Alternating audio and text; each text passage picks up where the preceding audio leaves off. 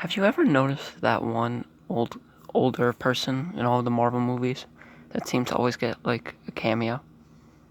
Ever wondered who he was? Well, I'll tell you who he was. He was Stan Lee. In this video, we'll explain the history of Stan Lee. Stan Lee was one of, if not the most famous comic book authors of all time.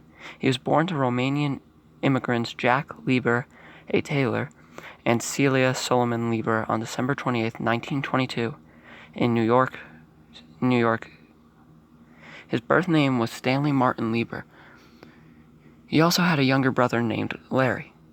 The family was not financially stable due to the Great Depression. At the age of 10, Stan loved reading Shakespeare and novels from authors such as Arthur Doyle, Edgar Rice, and Mark Twain. 7 years later, he would graduate from DeWitt Clinton High School and would try to become a writer. At the age of 17, he got a job as an assistant at Timely Comics, soon to be Marvel Comics, through Martin Goodman, a relative of Stan's who was pretty well known for being in pulp magazines. It was at this job that Stan met soon-to-be famous artist Jack Kirby and writer Joe Simon. At this time, the men created the hit comic book character Captain America. 2 years later, at the age of 19, Stan became chief editor of Timely Comics, due to Kirby and Simon being hired by a rival company. As editor, Stan would write multiple comics under different names to make it seem like Timely had a surplus of writers. One of the names was Stan Lee. Keep that in mind for later. Due to the rise of World War II in 1942, Stan wanted to fight for his country by enlisting in the army. However, he didn't actually fight on the front lines. Rather, he was a scriptwriter for the training films that the Signal Corps would use. As of 2018, Stan is one of only 9 people in the Army listed as a playwright. He would work in the Army while still being a comic writer between 1942 and 1945.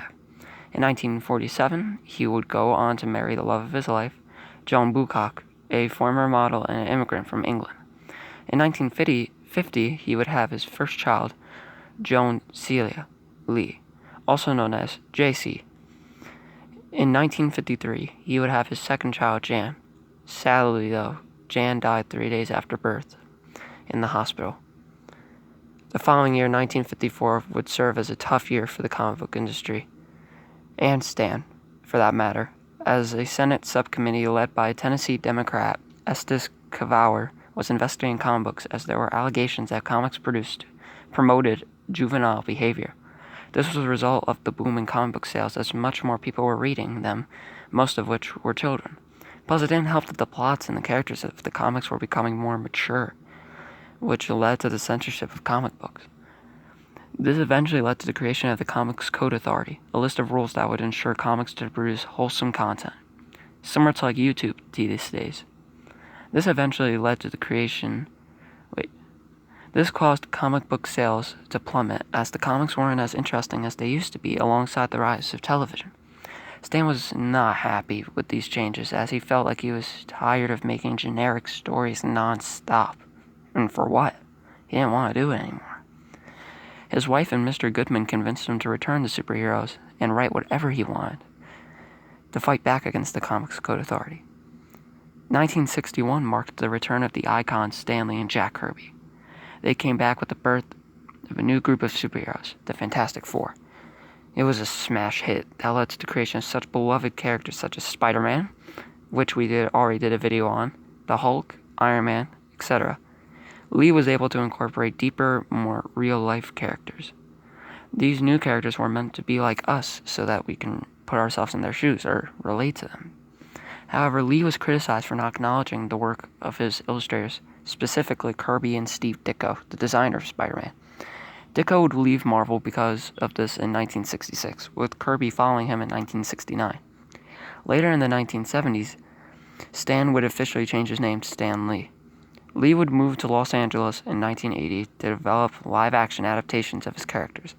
In 1992, Toy Biz executive Avi Arad would begin to create cartoons for Fox based on Lee's characters, specifically Spider-Man and the X-Men. These cartoons were massive successes that would lead to the live-action movies of these characters getting made about 10 years later.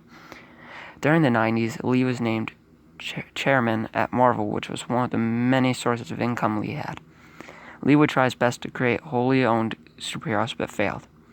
His company, Stanley Media, a digital content startup, crashed in 2000, which led his business partner, Peter Paul, to prison for securities fraud.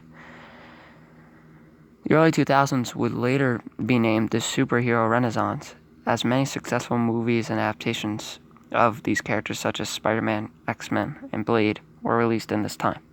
However, Lee made close to almost nothing off of the movies. Also during this time in 2001, Lee had started his company, POW Entertainment, which stands for Purveyors of Wonder. In 2005, Lee would win a court fight with Marvel Enterprises for not giving Lee any cut of money earned from the movies and TV shows. This court fight costed Marvel $10 million. In 2009, Walt Disney would buy out Marvel for $4 billion and paid $2.5 million to increase its stake in POW.